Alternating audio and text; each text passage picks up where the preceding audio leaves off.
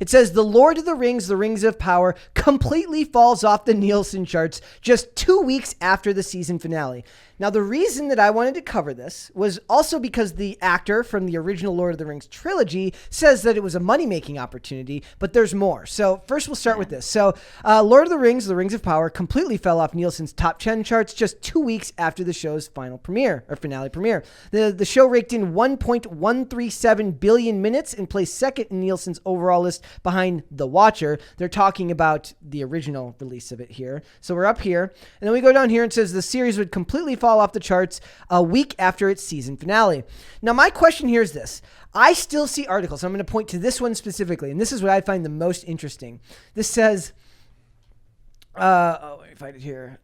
Wait, about the actor? No, this is from Star Trek. I found this right before we went live. Oh, okay. This says, everyone says how bad Rings of Power is, but numbers paint a different story. Now, notice we used Bounding into Comics, which is, I guess you would call very, very critical of the mainstream narrative. I mean, it's critical in that they report the facts, which will be washed and scrubbed clean by Amazon executives just like Salky. But I'm gonna go through this. What I want to point out here is, like, you read the headline, but the headline that I just read, and then I read through this article, and it's literally nothing. It says The Lord of the Rings of Power has a pretty underwhelming reception for a show with such an amount of hype behind it. Just look at the review sites which allow user reviews. The average user review on Rotten Tomatoes is still only 39%.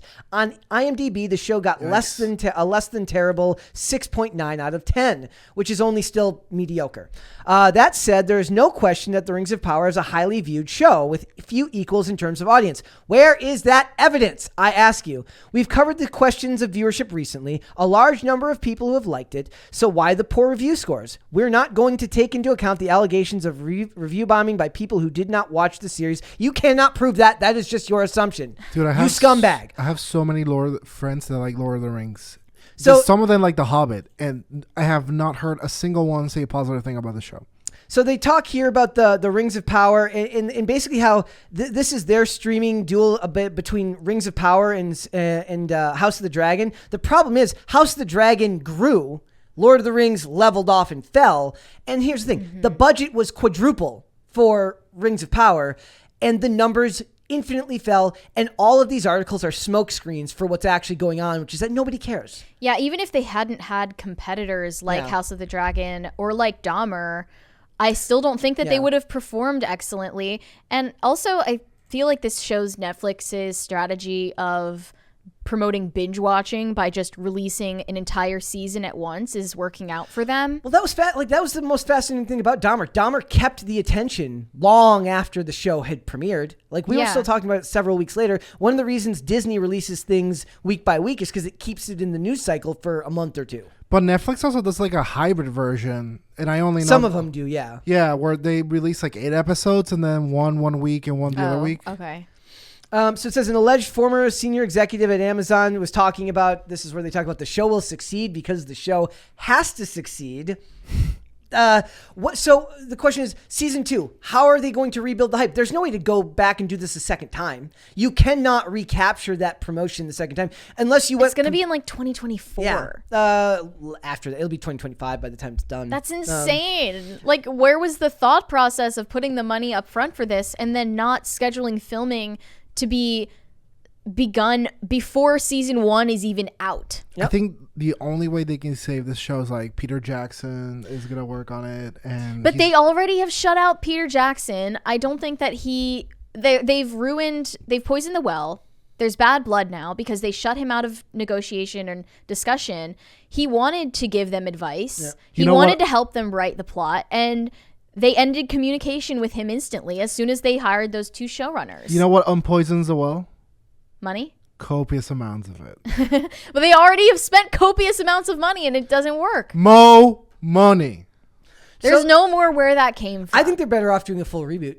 I think what they do is they turn each one of them into individual seasons, like into Galadriel season. No, completely different, or completely different stories every season. So next season, cool. Let's save Galadriel till season 5, right? Let's give her time to learn how to like make other facial. It was expressions. definitely too crowded that they they tried to fit 10 different subplots in one episode, and I say- no one's invested in any of them. Do Durin and Disa. Like, if you want to, like, I'm the one who liked those characters, even though they were the diverse characters that everyone was thinking that they were going to complain about. I don't think they were the worst part of that show. Do Durin and Disa. They were better than, what's her name? The one that I thought was hot, but she wasn't. Bronwyn? Bronwyn. Hey. Well, yeah, but I if you- love the actress. I'm not saying she did a great job in the role. If you need to hook people in with the name Galadriel, Yeah. start the show with her, fine. But they were definitely crowding those episodes too much. Or Like, do Harfoot, what's her name? Poppy and... Poppy and what was her name? Nori. Yeah, so Nori, Poppy, and early version of of Gandalf, and do that next season, and then Which come is back. such a cheap I trick, know. right? And It is then super do lame. and then do Durin and Disa. What a big reveal. Do Durin and Disa in season 3, and then do Guy Ladriel in season 4 or 5, and build from there. Like, and then, or maybe in 4, and then make all of season 5 about wannabe Sauron, who is Sauron. I Like, think that's a good idea, generally. About Jeffree Star Sauron. yeah, basically. So it's too crowded, and I think that if it's not a reboot, but a vast shift in format might be what they need to kind of take the attention off what they were doing before and put it back on what they need to, which is the story. Albeit, I don't know if that means they'll actually write a good story. We'll see but, in the next presidential administration whether that happens. But they might not be able to write a better story, but certainly with less to do, they would have a more condensed space and not have as much to cover, which might make it easier for them to write better material. Mm-hmm. Does that make sense? Mm-hmm. Like, I think that there's something to do there, and you can hold those actors. I mean, like, you could still keep those other actors on. They're not going to say no to doing those shows a couple years later. If they've already signed on to do 5 seasons, I'd be like, okay, we're going to keep you on, but you're not going to be sign their working. lives away. You can work intermittently on other stuff, and then we will be back working on it in season 3 with you, season 4 with you. I think there's a lot of ways you could do that. You also need to like make better rings, because the rings looked really stupid. The rings looked like high school class rings. Costume jewelry. Anyway, let's get into Bernard Hill's comments. He played King Theoden in the Peter Jackson trilogy. I don't recall how significant he was. Do you? Mm-mm. Okay. Well, he was asked if he had watched the series Rings of Power, and he said, no, not interested.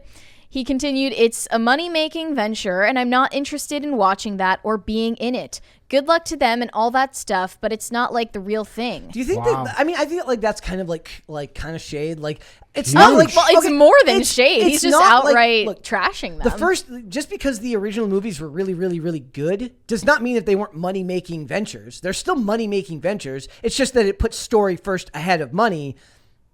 And there was a lot more care and a lot more thought and a lot more love put into the work. What he's saying lacks nuance. Like, of course, Yeah. it would be a money-making venture, but there are ways that you can do that in a way that's entertaining. This is for a the mainstream. soulless money-making venture. I think the show needs Yeah. star power more than anything. Yeah, It's what they get need. Kate Blanchett back. Why is it that you would want Rings of Power to be the biggest thing on your portfolio in the position of any of these actors or actresses? It's seriously. embarrassing. So when they asked if it would have been better left alone, he said completely yes. I think they were pushing it when they made The Hobbit. The Hobbit's a tiny book. They did it well. They did it really well. They expanded it, but I think you can only stretch a piece of elastic so far. I think they managed it in The Hobbit because there were some really good things in The Hobbit, without a doubt. Really good things, including the star power that they casted for The Hobbit and theatrical releases. And even then, it's not like those are looked on with even a quarter of the No. love that the original trilogy is looked on No. with. And it also should have been more kid-oriented, since The Hobbit was a children's book and The Lord of the Rings was not, for children only. So I also think it's funny because he does say that, but then when he talks about it, I wonder if, like, for the new ones, in 20 years, will the actors from this series be like, yeah, when they're making like Rings of Power 2 Electric Boogaloo, will we have like these young actors be like, oh my gosh, what a money-making scam, $2 billion, right? Ours only cost $1 billion. Are you kidding? Because by then inflation will be so high, and we'll all be living in huts eating the bugs, and we'll have one government issued TV that we can only watch Lord of the Rings, And it's of Power 2 bolted on. down. You're not allowed to Your get rid of lazy it. chair is also bolted down. So it's like, it's all kind of relative. Like to these actors, will that be what they say like, will they like? I wonder if they will literally be able to trick themselves into believing that what they made was high art in As like for 10 the years. actors and actresses that came from the original trilogy films, I think that it's a similar age divide that we were pointing out with Harry Potter stars. Yeah. So the older ones are willing to point out at this stage in their career that Rings of Power is a soulless money grab. Yep. And the younger ones are not willing to go there because it's bad for PR. Like I saw them out here participating in that marketing for Rings of Power that was openly shitting on fans. Yeah.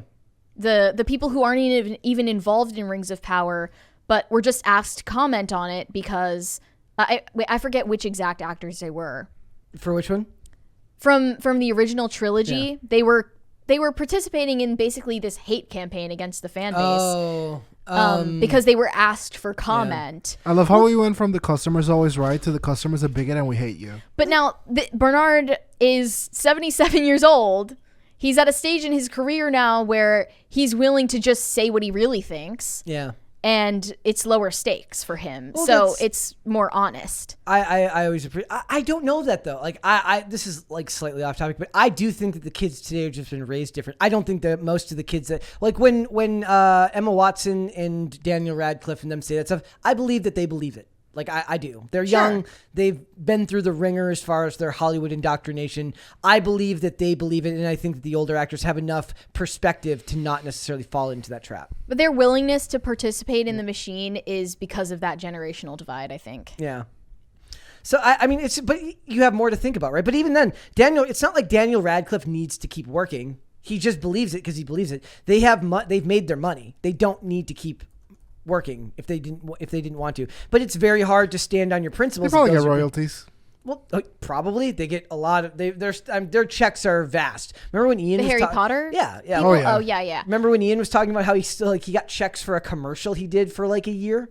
But the Lord of the Rings trilogy actors, I don't think they get royalties from Rings of Power because they went No. through TV all of show. the because they're a TV show and they have to exclude so much intellectual property Yeah. from what they can. Well, also, where would the Use. royalties come from? How would they, like, they've talked about that a lot. Yeah. There's no way to calculate now based on views because those numbers are kept in-house and they're not publicly traded information. How about they just switch out Galadriel for Kate Blanchett again and just DH her? They could do that. I mean, Amazon now that could Kate afford Blanchett is some kind of anti-woke Well, darling. I mean, I don't know if I buy that. No, but, I don't. They could do that.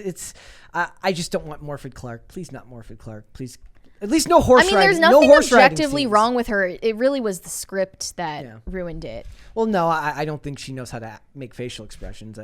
Well, they probably told her to do the stereotypical female lead thing where you act stoic all the time Yeah. and say tough things. And it's like Emily Blunt pointed out. Yeah. You just have to play this caricature instead of a real person. The other thing that they point out in the first article is that, look, the fact that no numbers kept coming in afterwards is that Dahmer stayed in the charts long after it premiered, even though all the episodes premiered at once. That means nobody waited for all episodes of Rings of Power to come out and then binge it. You know why? Because nobody cares. It's because the memes were fire.